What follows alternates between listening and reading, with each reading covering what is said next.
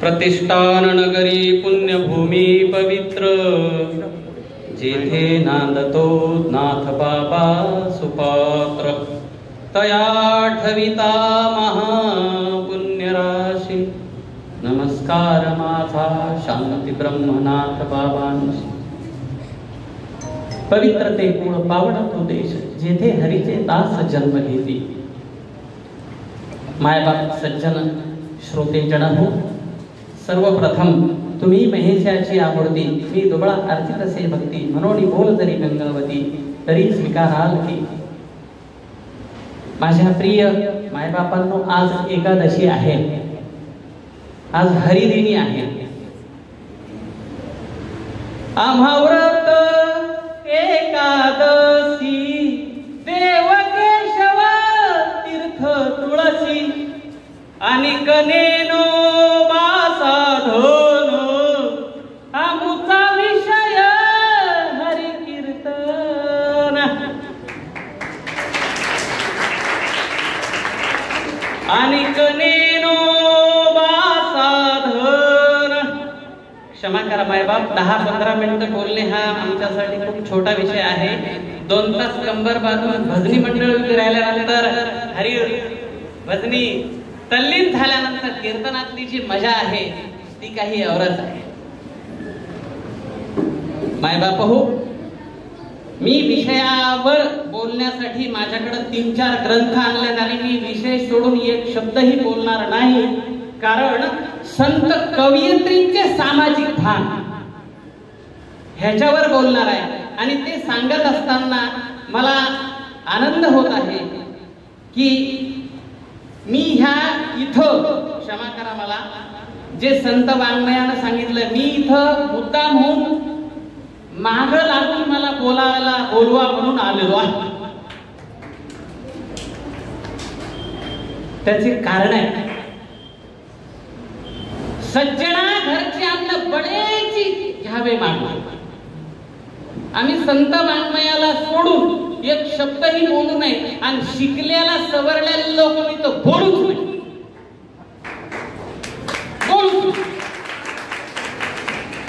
तुम्ही टाळ्या वाजवताय ना लेकर हो, माझ्या लाडक्या लेकरांनो, आज क्रांतीवीर शहीद आझम भगतसिंग यांची जयंती आहे. त्यांच्यासाठी सुद्धा एका टाळ्या वाजवा. What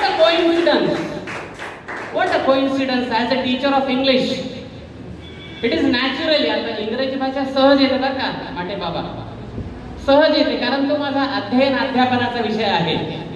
आणि मी इथं सांगितलं की मी मला मुद्दामून इथं व्याख्यानाला बोलवा असं म्हणालो, त्याच्यासाठी मला काही नावांचा इथं मुद्दामून उल्लेख करावा लागेल. आमचे मित्र आदरणीय जे फार मोठी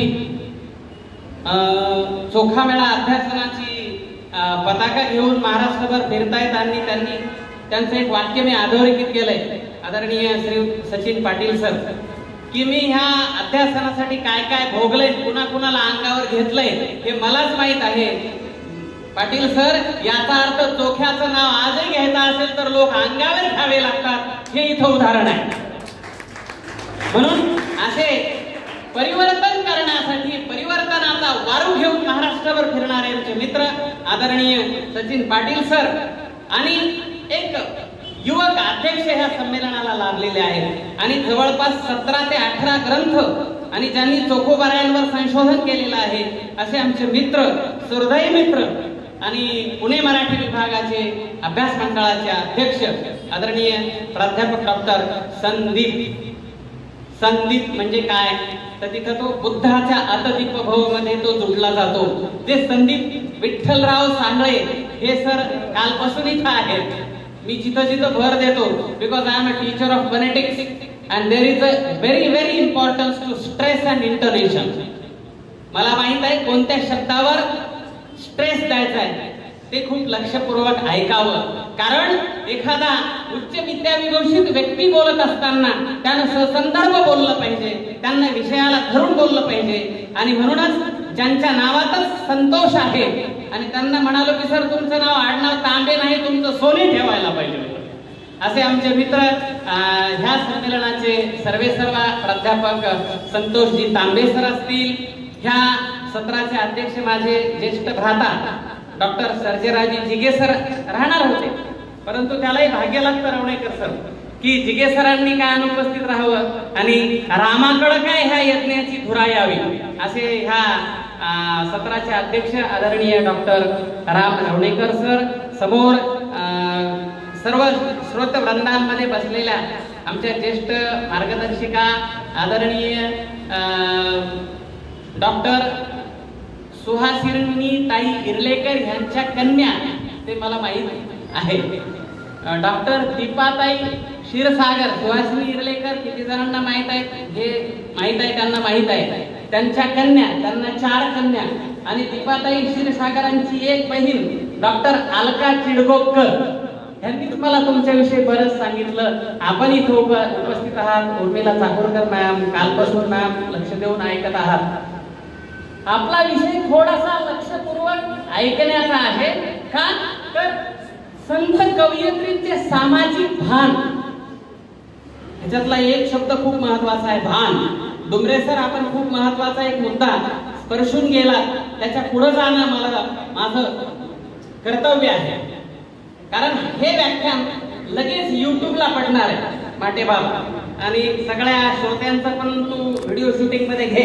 त्याचं कारण असं आहे, मागच्या वर्षी ज्ञानोबारायाच्या मंदिरामध्ये भगवान गडांचे महंत नामदेव शास्त्रीजींनी म्हणाले होते की संत वाङ्मयाचा उहापोह, संत वाङ्मयाची चर्चा जोपर्यंत युट्यूब, फेसबुक आणि इंस्टाग्राम, ट्विटरवर जाणार नाही तोपर्यंत कळणार नाही की समथिंग इज देअर.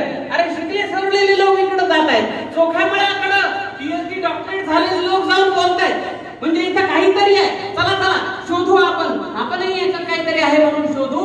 त्यामुळं तुम्ही एखादा क्रांतिकारी नवा विचार व्यक्त केला की तो लगेच मीडियावर गेला पाहिजे, जेणेकरून हा विचार मीडियामध्ये लाखो लोकांवर जातो आणि क्रांतीची बीजरूप इथं रोवली जातात. म्हणून मला स्त्री संतांनी जे काही सामाजिक भान त्यांच्या अभंगामध्ये सांगितलेलं आहे, त्यांच्यामध्ये मला डुमरे सरांनी जो एक व्यक्त केलेला विषय आहे तो पुढे घेऊन जायचा आहे. त्याच्यामध्ये मी एक लेख लिहिलाय आणि त्या लेखाचं शीर्षक लक्षपूर्वक आहे का, वारकरी संप्रदायाच्या आई. माटे बाबा, वारकरी संप्रदायाच्या आई ह्या संत जनाबाई, वारकरी संप्रदायाच्या आई संत जनाबाई आहेत. त्याचं कारण असं आहे, संत जनाबाई स्वतः जिथून येतात त्या गंगाखेड मधून, मी तिथून आलोय. मला भाग्य, मी स्वतःला भाग्यवान समजतो. मी नामदेवांच्या गावाच्या शेजारचा आहे, नरसी नामदेव तिथला आहे. जनाबाईच्या भूमीमध्ये नोकरी करतोय, तुकोबावर सातत्याने लिहितोय. अरे ज्ञानेश्वरी माझा जीव की प्राण आहे.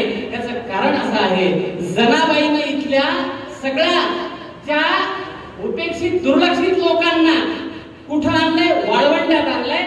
आणि नामदेव हे जनाबाईंपेक्षा लहान आहे. जनाबाईच्या अभंगातच नामदेवाचा जन्म आहे, जनाबाईंनीच लिहिलंय. त्याच्यामुळं जनाबाईच्या अंगा खांद्यावर खेळलेले नामदेव राय जेव्हा कीर्तन करायला लागले तेव्हा जनाबाई त्यांच्या मागे उभी राहिली. असं कर भजन. तुकोबारायांचं कीर्तनही असं काय, तुकोबाराय डायरेक्ट कीर्तनला उभी राहिले नाही. थोडासा मी तुकाराम नीती नावानं सातत्यानं सदर लिहितोय ह्या संतांच्या मांदी आळीकडं. प्लीज टाळकुटे वारकरी भक्त वगैरे वगैरे ह्या चष्म्यातून पाहू नका. हे सगळे लोक क्रांतिकारी आहेत, त्यांनी रिव्होल्यूशन केलेलं आहे. आणि काय रिव्होल्यूशन आहे, तर गाव कुसा बाहेरचा अतिशूद्र म्हणतोय मी. स्त्री ही अतिशूद्रात येते तत्कालीन परिस्थितीनुसार, आता नाही. ती स्त्री ही अतिशूद्रात येताना गाव कुसा बाहेरच्या आणि अतिशूद्र असणाऱ्या लोकांना मुख्य प्रवाहात आणून नामदेवाच्या पाठीमागे उभं केलंय आणि त्याला म्हणायला लावलंय. त्याच्यात ताकद उभी केली आहे. कोणती, नाथ कीर्तनाची रंगी ज्ञान दीप लावू जगी. हे जे आहे ना, इथून क्रांतीची सुरुवात आहे. मला जनाबाई फार आकर्षित करतात, परंतु काही दुर्लक्षित राहिलेल्या संतांनी आपल्या डुमरे सर आपल्या अभंगातून सामाजिक भान कसं जपलंय ते सांगतोय मी तुम्हाला. मला जनाबाईच्या जात्यांचे अभंग फार लक्षपूर्वक जर ऐकले आपण, जसा आता डुमरे सरांनी मुक्ताईच्या टाटीच्या अभंगाचा उल्लेख केला बरं का मॅडम, तसा जनाबाईंच्या जात्यावरचं जे जाता आहे ना ते मला जास्त आवडतं. एकदा मुलांना तुमची तयारी आहे का? तुमची तयारी आहे का? माझ्या मागे म्हणा, सुंदर माझे गाते ग फिरते बहुतुके,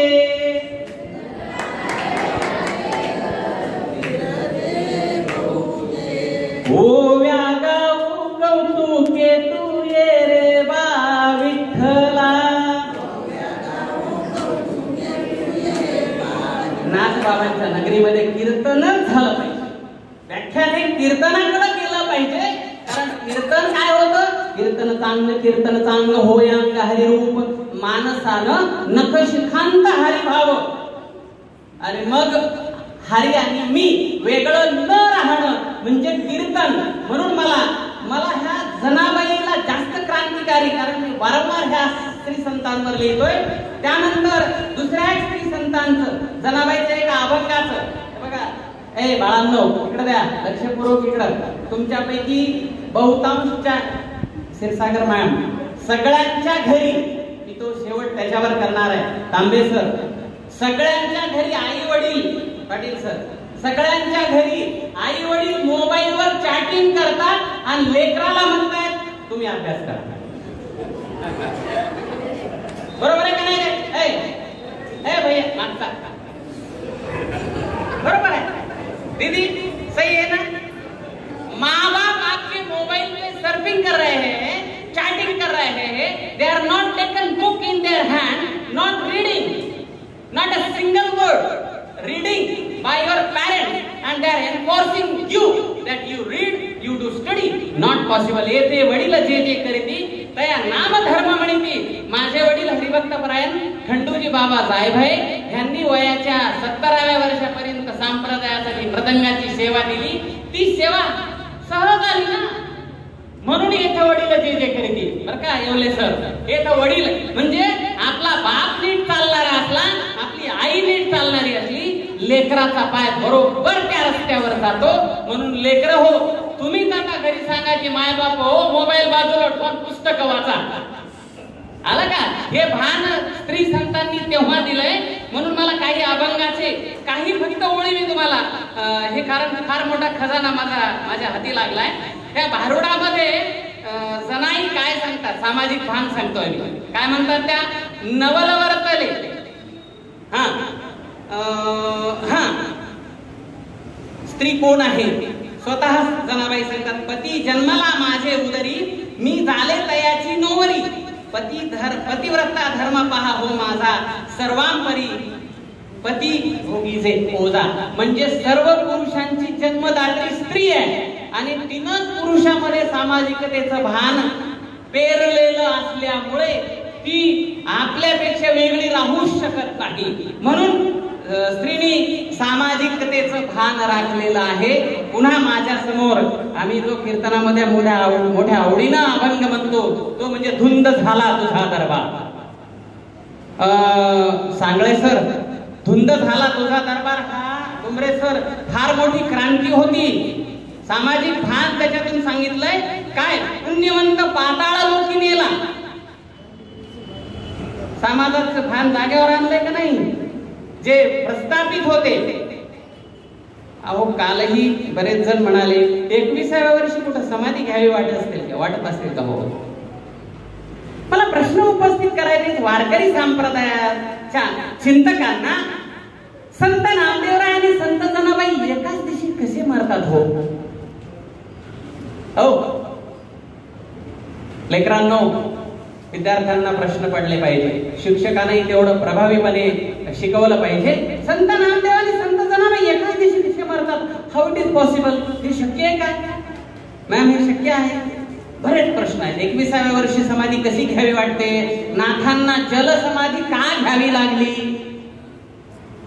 हो, मी काल मंदिरात गेल्यानंतर म्हणलं इथं जलसमाधीचं ठिकाण आहे का? नाही म्हणलं ही कशी समाधी होऊ शकते? क्षमा करा. हो नक्की. म्हणून विचारवंतांनी, म्हणून धुंद झाला तुझा दरबार, दरिद्री तो भाग्यवंत केला, चोरट्याचा बहुमान वाढविला, कीर्तिवानाचा अपमान केला. ही नाही का सामाजिक भान नाहीये का? हा विद्रोह नाही का? अजून काय डायरेक्ट आई वडिलावर शिवाय द्यायला होता काय? संत आमचे तसं करत नाहीत, ते अप्रत्यक्षरित्या परंतु आपला विचार शेवटच्या माणसापर्यंत. म्हणून जनाबाई ह्या आद्य सामाजिक भान जपणाऱ्या क्रांतिकारक स्त्री संत म्हणून माझ्या समोर येतात. जनाबाई चोखा मेळाविषयी काय लिहितात बघा, आणि ते त्यांचं फार मोठं पुन्हा दुसरा विद्रोह आहे. यातीहीन चोखा मेळा. आता ही सामाजिक समता आहे आणि हे सामाजिक भान आहे, म्हणजे सगळ्या लोकांना एका छताखाली आणण्याचं काम केलेलं आहे. त्याशी भक्तांचा कळवळा त्याचा झाला म्हणियारा. राहे घरी घरी थारा, देह पाटविला त्याने, हासे जणी गाय गाणे. पाटविला त्याने. आणखी तुम्हाला जी भागू महारीण आहे, काही काही संतांचे नाव सुद्धा माहित नाहीत. डुंगरे सर, मला सांगायला दुसरं एक अभिमानाची गोष्ट आहे की संत सोयराबाई पाटील सर, काय नाव आहे त्या ग्रंथाचं? संत सोयराबाई स्त्री संत आणि माणूस नावाचा ग्रंथ आम्ही संपादित केलाय. त्या सगळ्या ग्रंथांसाठी लेख लिहिण्यासाठी जेव्हा आम्ही लोकांना फोन करत होतो, माटे बाबा, बऱ्याच जणांनी सांगितलं सोयराबाईचे अभंग आहेत का, म्हणजे yet people are not knew that there are few अभंगात of Soyarabai. अजून लोकांना सोयराबाईंचे अभंग आहेत हेही माहित नाही.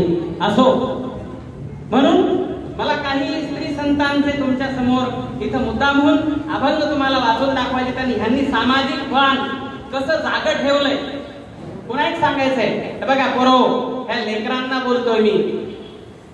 13व्या शतकामध्ये 3च कुटुंब असे आहेत की अख्खं कुटुंब लेखक आहे. ठीक आहे नाही? नामदेवाचे घरी 14 जण स्मृती हरे राजाई कोणाई.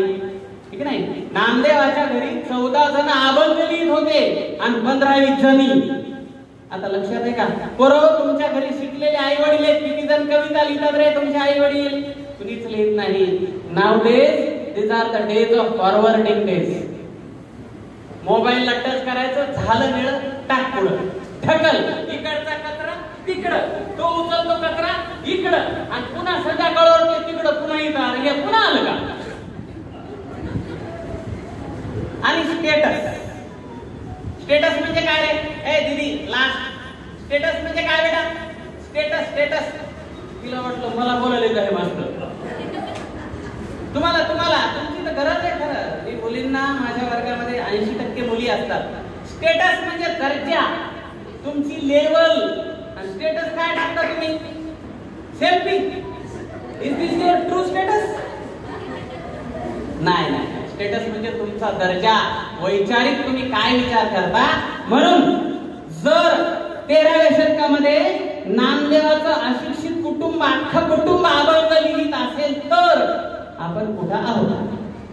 सामाजिक भान जपण्याचा विषय नंतर. चोखोबा आहे. तत्कालीन महार जातीतले असताना चोखोबाची पत्नी सोयराबाई, चोखोबाची बहीण निर्मळा, चोखोबाचा मेवणा बंका आणि चोखोबाचं पोरग कर्मा. सगळे अभंग लिहितात. काही येणे आहेत काही लोक. आणि पुन्हा एक कुटुंब मला, त्यांना जंग पछाडलं समाजानं शुद्धीपत्रासाठी, जे विठ्ठलपंत आणि रुक्मिणी मातेला देहदान करायला भाग पाडला त्या धर्ममार्तंडांनी.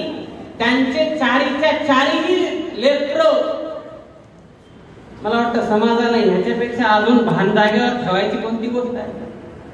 हो, काल सांगळे सरांनी काही मुद्दे ते तिकडं येऊन मी संपवणार आहे. थोडा वेळ झाला तरी हरकत नाही, कारण अलीकडं श्रवण भक्ती आपली कमी झालेली आहे. आपण आता ऐकत नाहीयेत, आणि ऐकत नसल्यामुळेच आता माणसं ऐकणं झाली. ऐकत नसल्यामुळं माणसं ऐकणं झालेत, आणि म्हणून माणसं ग्रंथाकडं, संतांकडे येण्याऐवजी ह्यांचे पाय धाब्याकडे वळत आहेत. ह्यांचे पाय धाब्याकडे वळत आहेत. त्याचं कारण आहे नवविधा भक्तीपैकी श्रवण भक्ती कमी झाली, ऐकणं आमचं कमी झालं. हे दुर्दैव आहे. त्याच्यामुळं 5-10 मिनिटं संतांचे विचार ऐकले पाहिजे. आमच्या मराठवाड्यामध्ये, परभणी जिल्ह्यामध्ये माटे महाराज ही 2 तास कीर्तन करणाऱ्या परंपरेतला कीर्तनकार माणूस आहे. रात्रभर कीर्तन परंपरा आहे. तांबेसर आमच्या परभणीला एकदा कीर्तन उभं राहिलं मॅम की सकाळपर्यंत महाराजांनी दुसऱ्यांनी जय जय विठ्ठल नाही करायचं, विठोबा रुक्माई दुसऱ्या महाराजांनी यायचं, त्यांच्या दर्शन घ्यायचं त्याच अभंगावर. आता काय झालं, कीर्तनावर बऱ्याच चळवळी, कीर्तनावर पण मी सातत्याने लिहितोय. कीर्तनकारांनी सुद्धा आपला सगळा नाथांनी सांगितलेली कीर्तन परंपरा कोणाकडे आहे? या व्यासपीठावरून मी महाराष्ट्रातील तमाम जे बहुरूपी कीर्तनकार म्हणून वेगवेगळे विनोदाचार्य कार्य घेऊन फिरतात, त्यांना माझा खरा सवाल आहे, तुम्ही नाथांची परंपरा कीर्तनातून पुढे घेऊन गेली पाहिजे. जे ते करावे कीर्तन ते सेव नाही आणणं म्हणणाऱ्या तुकोबारायांची परंपरा तुम्ही नेली पाहिजे. त्याचं कारण असं आहे, कीर्तन केल्यानंतर जेव्हा तुम्ही पॉकेट घेऊन जाता, तुम्ही पॉकेट मारा. पॉकेट घेऊन गेल्यानंतर कीर्तन करायची जी चिथू होते ना, ती मी पाहिली आहे. कीर्तनकारांना माझं आव्हान आहे, तुम्ही नक्की पैसे घ्या, परंतु थोडं मर्यादित राहा आणि कुणाच्याही तेरवीला आणि कुणाच्याही वाढदिवसाला कीर्तन करू नका. जरा भानावर राहा. दारू पिणाऱ्याच्या, दारू विकणाऱ्याच्या, दारू पिऊन पिऊन मेलेल्याच्या तेरवीला कीर्तनाला जाता. अरे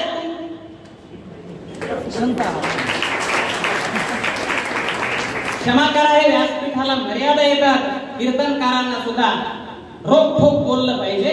तुम्ही घरावर तुळशीपत्र ठेवून कीर्तन करू नका, मान्य आहे, परंतु एवढे पण पैसे घेऊन वाम माटे महाराज हे जोडोनिया धन उत्तम व्यवहारे आहे का? हो, होय. जोडोनिया धन उत्तम व्यवहारे म्हणजे काय? कुणाची लांडी लबाडी न करता, कुणाला न फसवता, कुणाची मुंडी न मुरगावता, इमानी बारे पैसे कमवून जगणे जोडोनिया धन उत्तम व्यवहारे. आणि मग अशा माणसाच्या वाढदिवसाला जा, अशा माणसाच्या तेरवीला जा, तरच तुम्ही त्याच्यावर कमवलेलं उत्तम व्यवहार आहे. नाही तर तुमचं काळ्या धनावरचं काळं धन आहे आणि तुम्हाला ते पचणार नाही. क्षमा करा, विषय खूप मोठा आहे. सर्व संतांनी त्या व्यासपीठावरून, चोखोबारायांच्या व्यासपीठावरून मला बोलत असताना नेमाडे सरांनी जी महत्वाची खंत व्यक्त केली आहे ती ही आहे की तेव्हा तत्कालीन व्यवस्थेने चोखोबा नाकारला आणि आज संत परंपरा तुम्ही आम्ही पुढे घेऊन जात असताना जर चोखोबारायांचा उसडोंगा परिरस नवे डोंगा काय भुरडासी वरळी रंगा किंवा निर्मळा असेल, सोयरा असेल, कर्ममेळा असेल, या संतांना उपेक्षित दुर्लक्षित ठेवून जर तुम्ही कीर्तन भजन आणि वारकरी परंपरा पुढे घेऊन जात असाल तर तुम्हाला आव्हान आहे. या व्यासपीठावरून तमाम महाराष्ट्रातील संत प्रवर्ती आणि या विचारांचा अभ्यास करणाऱ्या सर्व महाराज मंडळींना, चिंतकांना, अभ्यासकांना माझं नम्र आवाहन आहे की तुम्ही ह्या सगळ्या उपेक्षित, वंचित, दुर्लक्षित लोकांवर चिंतन मांडा, त्यांच्या अभंगावर कीर्तन करा, त्यांच्या अभंगावर असे अनेक चर्चासत्र होऊ द्या आणि ते झाल्याबरोबर मीडियात त्याला फेकून द्या, जेणेकरून एक तरी तुमच्यामुळं एक तरी माणूस बदलल्याशिवाय राहणार नाही. आणि असं होणं म्हणजे संत चोखामेळा साहित्य संमेलनाचं फलित आहे. आलं का लक्षात? त्याच्यामुळं मला क्षमा करा, जाता जाता मी स्वतः कवी पण आहे, मी लेखक पण आहे, सगळंच आहे, मी असलं पाहिजे का नसू नये. अरे अशिक्षित माणसं लिहित वगैरे. आणि एक जण मला विचारलं, सांगळे सर, एक जण म्हणला रायभायेश्वर ज्ञानेश्वरी मराठीत आहे का? त्याला म्हणलं बापू एक दगड दे मला. विचारलं ज्ञानेश्वरी मराठीत नाही का? अरे म्हणलं तो शिकला कशाला? ज्ञानेश्वरी मराठीत आहे. ते विचारायला लागले मराठीत आहे का नाही. लेकरांनो, हॅलो, आता जसं डोंगरे सरांनी सांगितलं तसं हरिपाठातले दोनच ओळी मला जास्त आवडतात. कोणत्या? एक, प्रयत्नाची पराकाष्ठा किती असावी ते ज्ञानेश्वरांकडून शिकावं. कसं? आदरणीय प्राचार्य मॅम, पारियाचा रवा घेता भूमीवरी यत्न परोपरी साधन तैसे. पाराचा थेंब जमिनीवर पडल्यावर जो प्रयत्न करावा लागतो तितकी ताकद ज्ञानासाठी, त्याच्यासाठी तुकोबाराय पुढं ससंदर्भ कारण अभ्यास घेऊन या वचनात हाती तोळा तोळा कारण अभ्यास तुका म्हणे. इतके परिश्रम करावे लागतील. मित्र हो, माझ्या लाडक्या लेकरांनो आणि आदरणीय ज्येष्ठ श्रेष्ठ महानुभावांनो, संत वाङ्मयाचे कास धरा, संत वाङ्मयाचा अभ्यास करा आणि ज्ञानेश्वरांची या लक्ष्मणराव खेडकर सर ज्ञानेश्वरांची च्या हरिपाठातील एक महत्वाची ओवी इथं उद्धृत करतो आणि माझ्या वाणीला विरामाकडे घेऊन जातो. तो आहे रिकामा अर्ध घडी राहू नको. मग काय कर, मोबाईलवर सर्फिंग कर. रिकामा अर्ध घडी राहू नको म्हणजे मोबाईल पाहत. नो नो, वाचन, चिंतन, मनन आपल्याकडून होत काय? आहार, निद्रा, भय, मैथुन हे सर्वालागी समसमान. आपल्या तर इतर प्राण्यात कामेश्वर फरक काय? हाच तर फरक आहे. आपण चांगले कपडे घालू शकतो, सुंदर दिसू शकतो, मेकअप करू शकतो, पण त्याच्या जोडीला महान लोकांचं वाङ्मय वाचू, लिहू आणि प्रचार प्रसार करू शकतो. ही क्षमता तुमच्या माझ्यामध्ये यावी म्हणून आपण सर्वांनी, त्या स्त्री संतांनी, त्याच्यासाठी अलीकडं हे डॉक्टर अलका चिडगोपकर मॅडम यांनी फार 12 वर्ष तपश्चर्या करून हे सगळ्या संत कवयित्री एका छताखाली आणल्या. ते पुस्तक खूप मोलाचं आहे. कृपया ह्या पुस्तकात सर्व स्त्री संत एकत्र आहेत आणि काही मुद्दे फार महत्वाचे आहेत. ते सगळे इथं सांगणं शक्य नाही. आदरणीय सचिन पाटील सर, आदरणीय मित्रवर्य प्राध्यापक दखनी स्वराज सारखा एक सुंदर वर्तमानपत्र चालवणारे,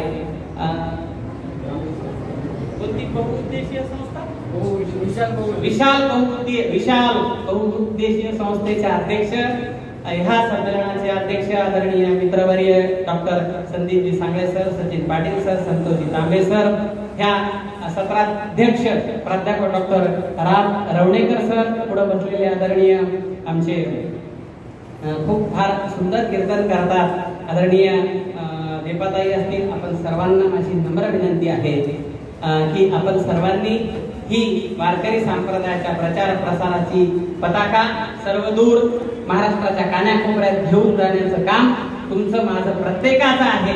आणि त्यासाठी आपण आपल्या जीवाची बाजी, प्राणाची बाजी जरी लावायची कमी वेळ आली तरी आपण मागे सरू नये. त्या कामामध्ये कुठेही विठ्ठल जायला बोलवा. तन, मन आणि धनानं कोणत्याही रुपयाची अपेक्षा न करता संत वाङ्मयाचा प्रचार प्रसारासाठी मी चोखामेळा संमेलन असो किंवा इतर संतांचा प्रचार प्रसार असो, प्रत्येक वेळी मी तुमच्या सोबत आहे हीच एक अपेक्षा व्यक्त करतो. आणि संत ज्ञानेश्वरांच्या भाषेमध्ये ओघामध्ये बोलत असताना माणूस एखादा विषय बोलून जात आणि मग चूक होते. तर अशी माझ्याकडून एखादी चूक झाली असेल, एरवी तरी मी मूर्खू जरी झाला अविवेकू, संत कृपादीप पुसो जोडो, असे आपण सर्वांनी संत कृपादीप आहात. आपण सगळे महेशाची या मूर्ती आहात आणि आपल्यासारख्या महान भगवत भक्तांनी आज हरिदिनीच्या दिवशी ह्या संत चोखामेळा दुसऱ्या साहित्य संमेलनाच्या व्यासपीठावरून मला संत वाङ्मयाचा, सोयराबाई असेल, जनाबाई असेल, चोखोबाराय असतील, त्या सर्व महान संतांच्या वाङ्मयाचा कार्याचा माझ्या अल्पमतीने मतितार्थ सांगण्याचा प्रयत्न केला. हे माझं नाहीये, मी तो हमाल भारवाही, मी फक्त संत वाङ्मय पुढे तुम्हाला वाचून दाखवण्याचं काम केलेलं आहे. जे काही आहे ते ज्ञानोबा, तुकोबा, एकोबा आणि नामदेवराय आणि माझे आई वडील ज्यांनी अशिक्षित असताना सुद्धा अखंड पंढरीची वारी, माझं पंढरपूरच्या वाळवंटात नाव शिवशंकर बदलून आमच्या गावातल्या हरिभाऊ खिल्लारे ह्या महार नावाच्या माणसानं वाळवंटातली वाळू माझ्या कपाळाला लावून शिवशंकर नाव बदलून विठ्ठल ठेवलेला आहे. त्या वाळवंटातला हा आलेला विठ्ठल आज ह्या संतांची पताका अशीच पुढे घेऊन जाणार आहे. ह्याच ग्वाहीने मी थांबतो आणि माझ्या वाणीला पूर्णविराम देतो. जय हिंद, जय भारत, रामकृष्ण हरी.